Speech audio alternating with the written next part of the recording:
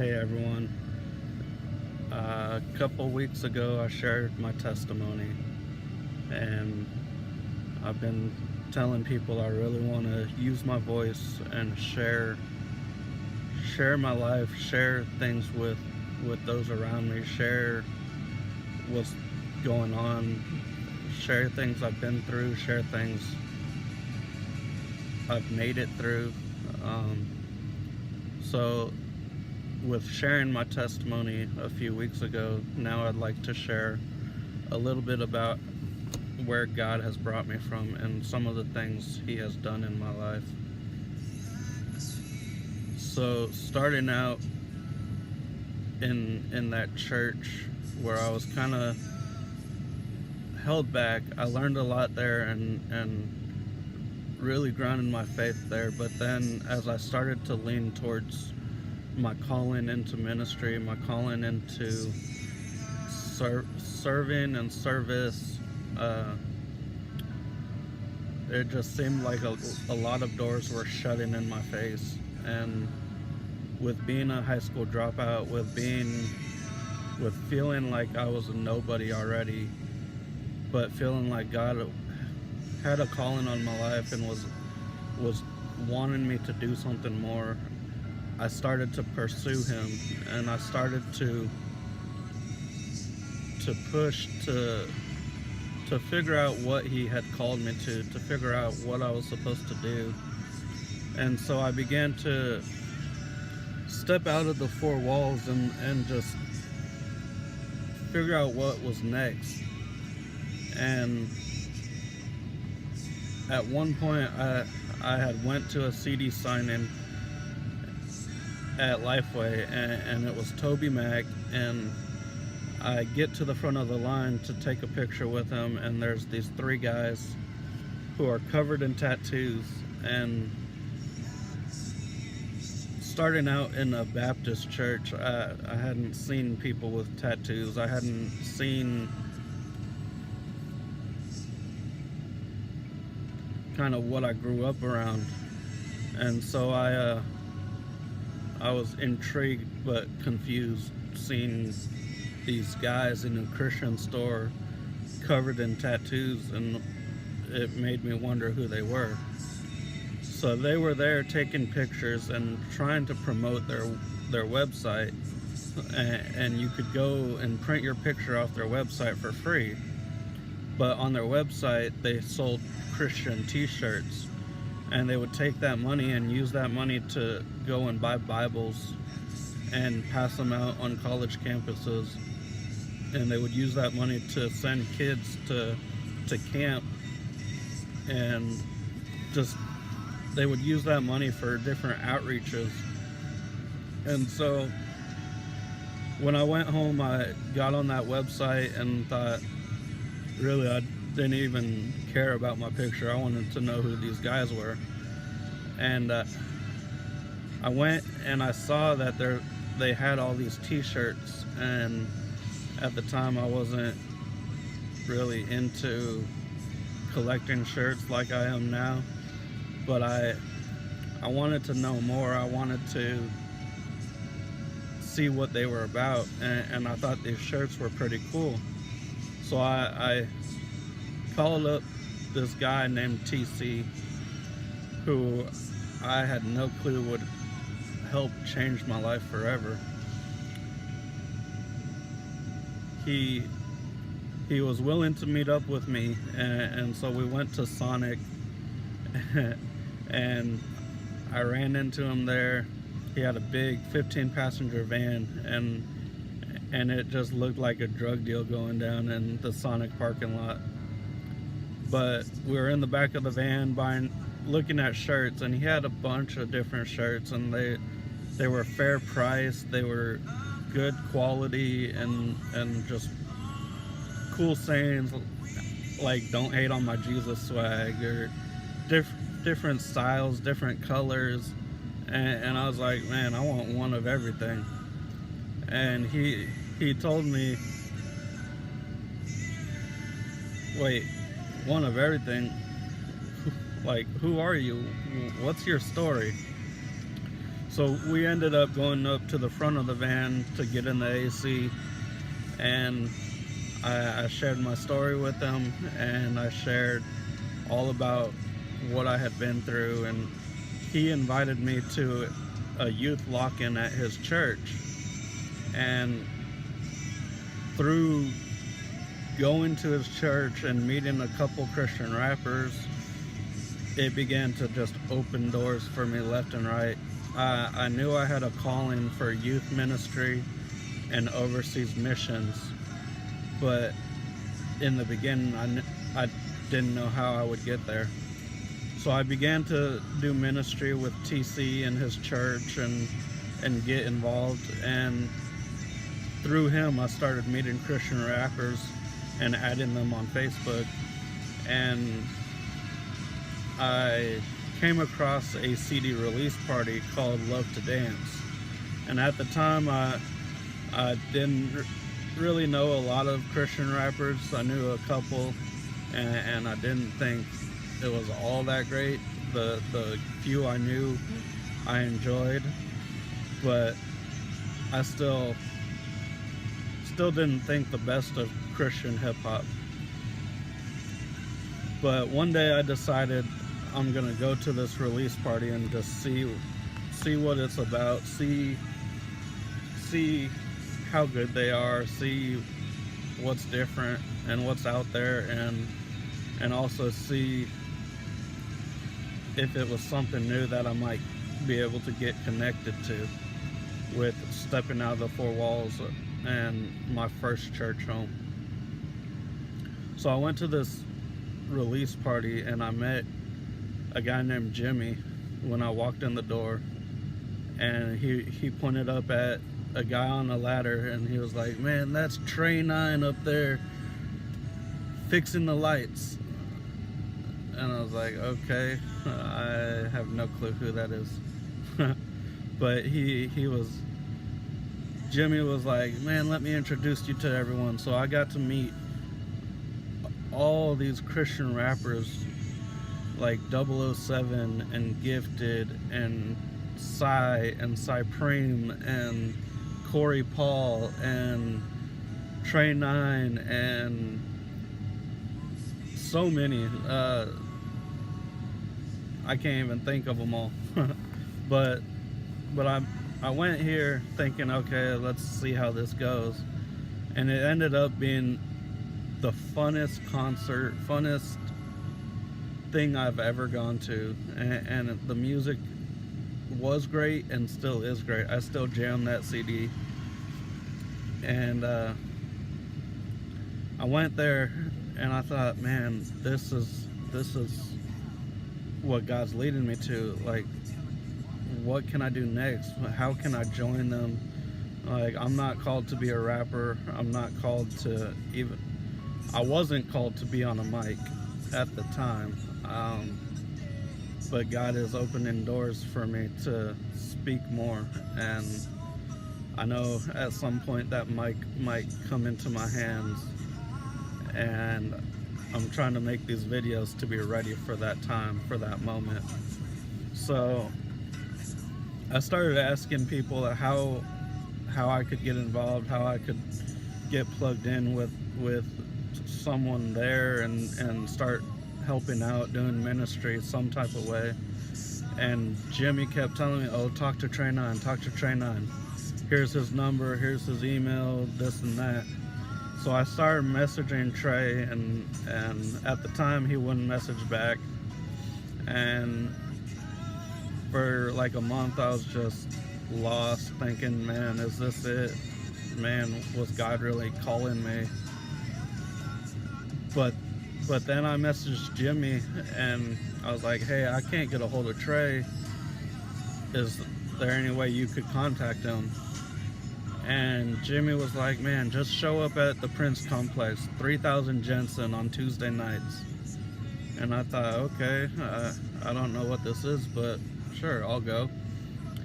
And me being the person I am, I believe being on time is being late. So I showed up early just to kind of get a feel for things and see what was going on. and Trey Nine and a guy named D Davis were setting up, and I walked in and just started helping because it was just the two of them. They were pulling bleachers down, they were running a big old snake and some big can lights and all this sound system, just setting it all up. And so I jumped in and started helping out. So after a few weeks, Trey Nine was like, "Hey, are you gonna be here every week?" And I was like, "Yeah, if you don't mind. I'd love to join y'all and help out." And he was like, "Man, we'd love that. Would you like to learn how to run the sound?" And of course I said no. I was like, "Man, that's expensive equipment. I don't want to break nothing, and I can't afford to fix it or replace it or nothing." And he was like, no, that's okay. Like, you don't even have to worry about that. So I started coming around and helping them with sound. And at that time, Trey Nine was co-owner of DaSouth.com. And so he was traveling, he was doing shows left and right, he was bringing his sound and lights, and I like I said before, I never thought those doors would open back up for me to do ministry, to do youth ministry and missions. I wasn't seeing the overseas missions right away, but God started opening doors. So I got to start serving the youth in 5th Ward, and I got to co-host a lock-in and baptize one of the teenagers there. I got to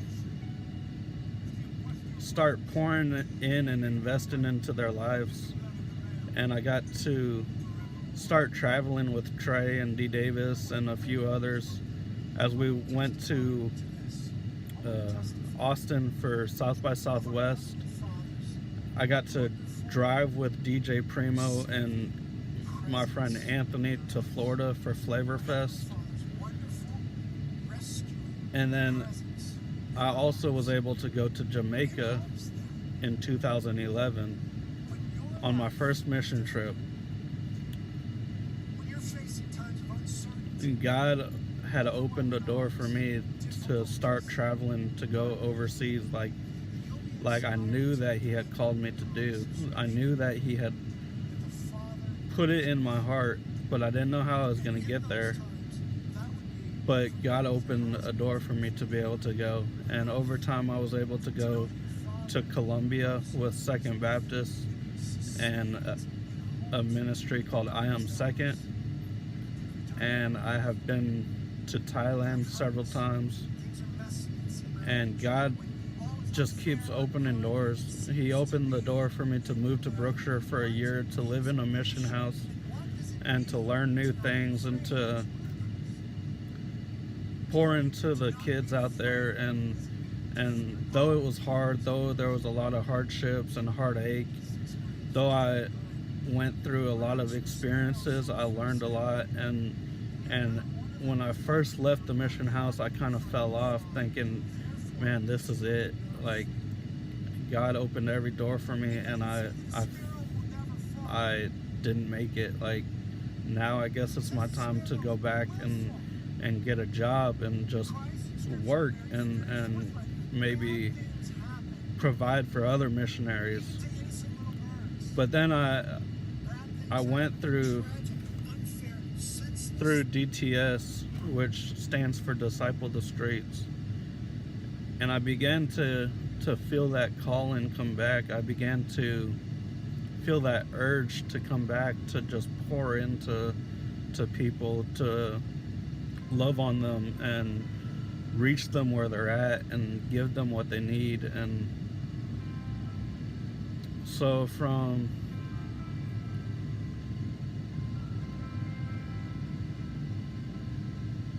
maybe a year or two before I moved into the mission house, I had a couple friends living with me.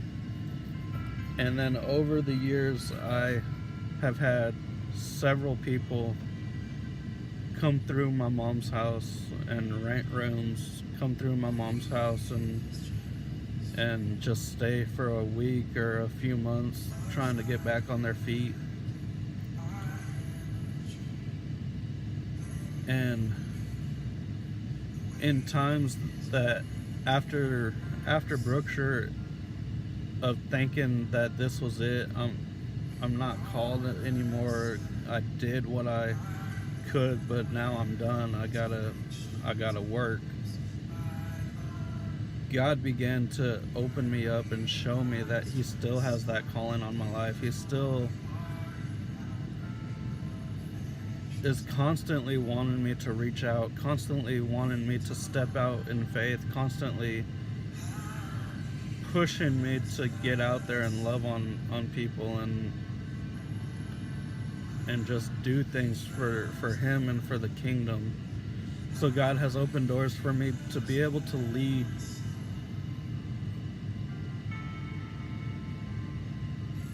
many ministries, be a part of many ministries. I don't want to take any credit for anything and act like it was me. It was all God.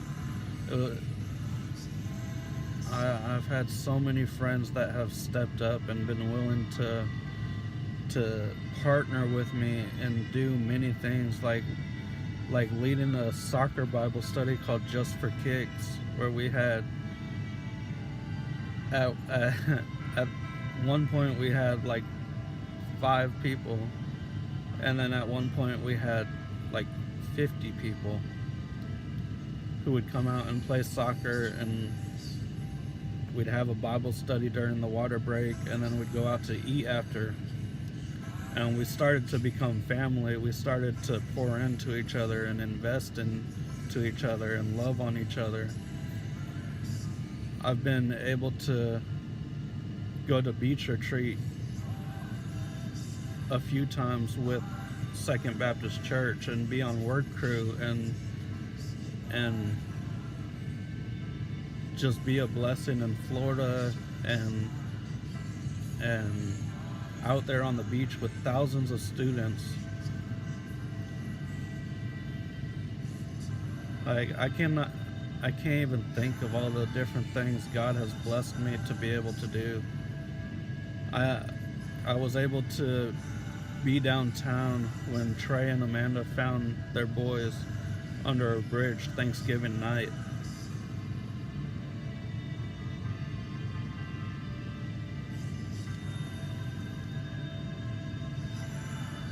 I've been able to help start ministries where we go downtown to feed the homeless, where we go downtown to feed and pray with people getting out of jail.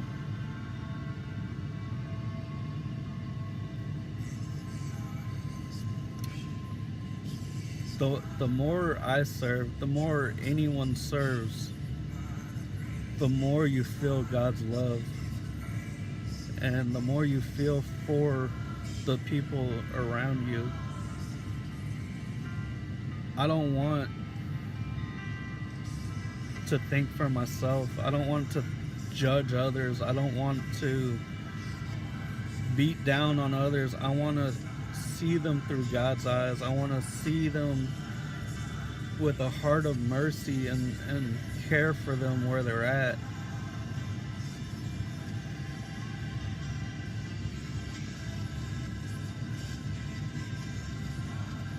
God has opened so many doors for me to be able to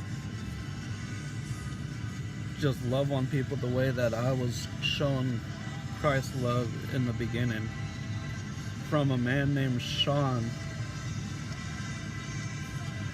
who was my youth pastor and just stepped in and didn't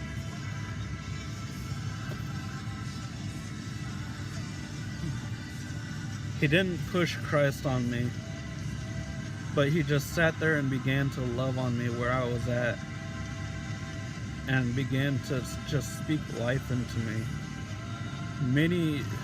Many men have come into my life, come through my life and spoke life and given me new life. Many men and women have opened doors for me. A few of those men started at that first church. Sean, Jason, and Doyle really spoke life into me and poured into me and showed me what it meant to be a man, showed me what it meant to stand strong in your faith. And then through TC and Trey 9 and Amanda and many others, I could name a bunch, but through those three, I began to see the call, began to see the mission field, began to see that the mission field is right out your door. It's right next door, right behind your house. Everyone around you is a mission field. You don't have to go overseas to be a missionary. We are all called. Many are called, but few are chosen. I know that I am a chosen one because God has opened doors for me to step out and serve Him in new ways. He has opened so many doors for me to be able to step out and branch off and grow different ministries, branch off and speak life and pour love into different ministries and different people.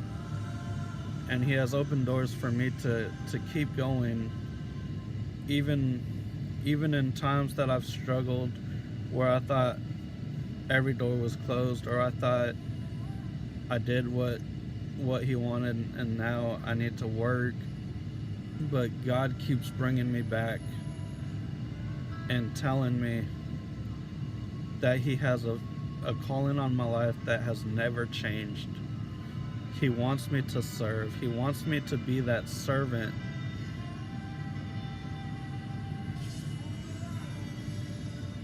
I have known for years that I am nothing without Christ, and because He came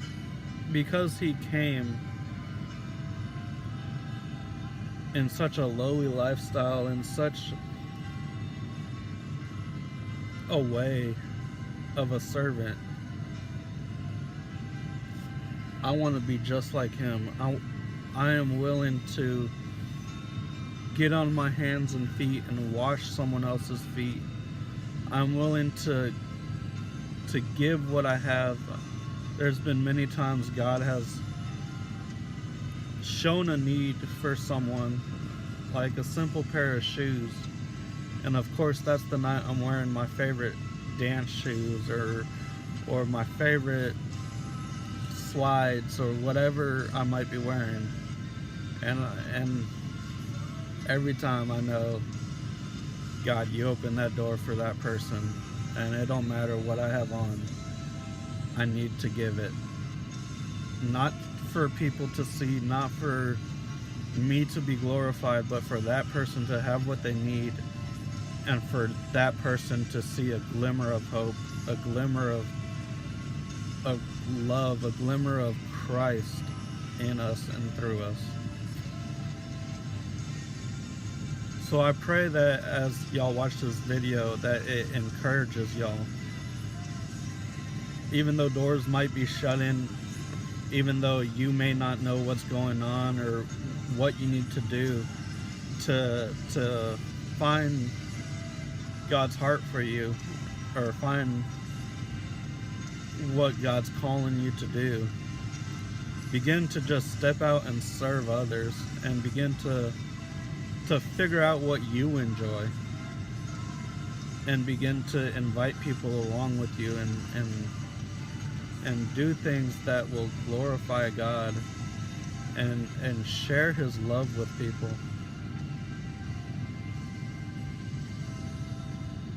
I pray that as y'all watch this video, that God begins to just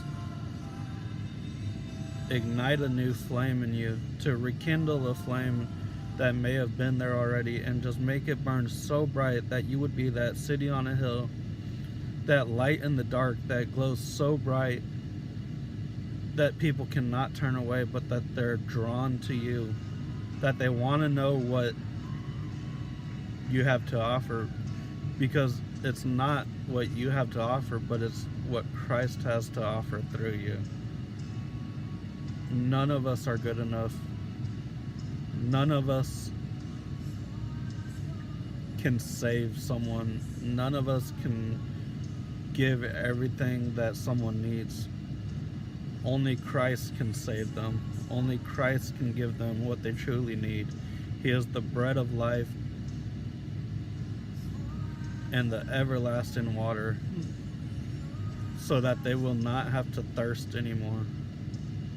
I pray that y'all would go out and share the love of Christ with your neighbors, the love of Christ with your communities. I pray that y'all would go into dark areas where people are not going. One future goal for me is to go to Bissonnette on Thanksgiving and feed the prostitutes and the pimps and the Johns, and to begin to speak life into them in a new way that I think they may not have seen before. Last year, we were blessed to be able to feed 100 people downtown at the jail, and it's always an amazing turnout, always amazing to see God work. And this year I'm trying something new. God put it on my heart, and I'm not sure what's gonna happen or which way it's gonna go, but I know God will be there, and even if one person hears the message that God loves them, it's all worth it. Even if it comes down to it being a volunteer, even if it comes down to someone just rededicating their life, or someone getting off the street, or whatever it might be. I know God put a calling in me for a reason, so I pray that y'all would begin to just step out and share in new places, to share in the dark places. Go to the dark places and bring the light. The light cannot be burnt out by the darkness, but the darkness always goes away in the light. So the more light you bring to the dark, the more light you bring to a city, the more light you bring to any place, the darkness has to flee. So if we as believers step up and go out and share that light, especially if we partner together, how much more can we do? Begin to pray and ask God to show you where is that dark place that He is calling you to go. And begin to ask Him to speak into you what He wants to speak through you.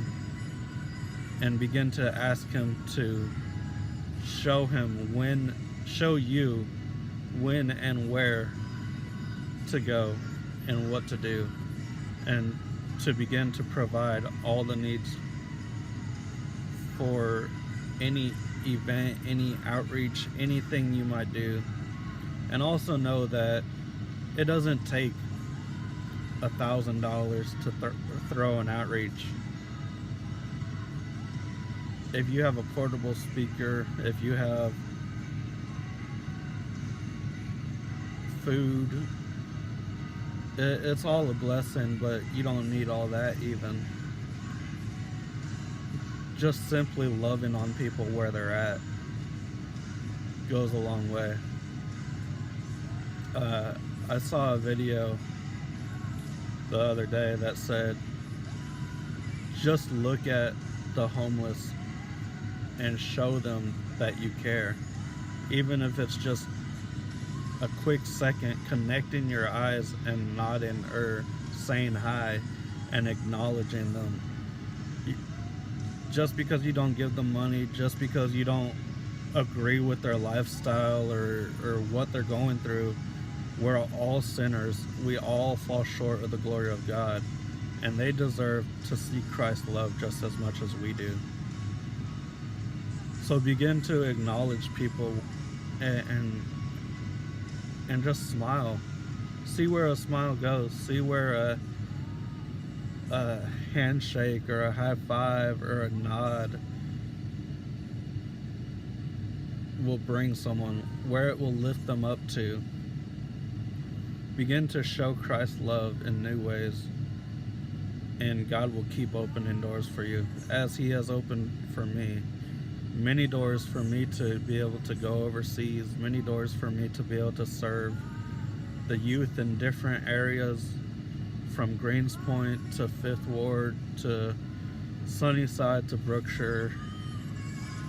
I've had chances to serve all over this city, and even though I'm in the background most of the time, God is starting to put words in my mouth and starting to bring me into a new season of prayer, a new season of speaking. And I'm nervous about it, but I know that God is calling me out in new ways, and in this season He's going to open new doors for me. If I stand in faith and believe that He will provide, I know that He will. I know that in times I've struggled with finances, I've thought, man, I want to be a full-time missionary. I know God is calling me, but it's hard to get the finances when you're a background person most of the time, when most of the work you do goes unseen. But I know God will provide, and I know that God is opening new doors for me as He's given me a voice, as He's given me new love to pour into people. I can feel His presence all around me, all over me, and I know for a fact that He has called many of y'all, and it might be scary, but He is an open door. He is waiting and He is ready. Just like when you fall, you don't have to trudge back through all that stuff that you went through when you were running from God. All you got to do is turn around, and He is right there with His arms open.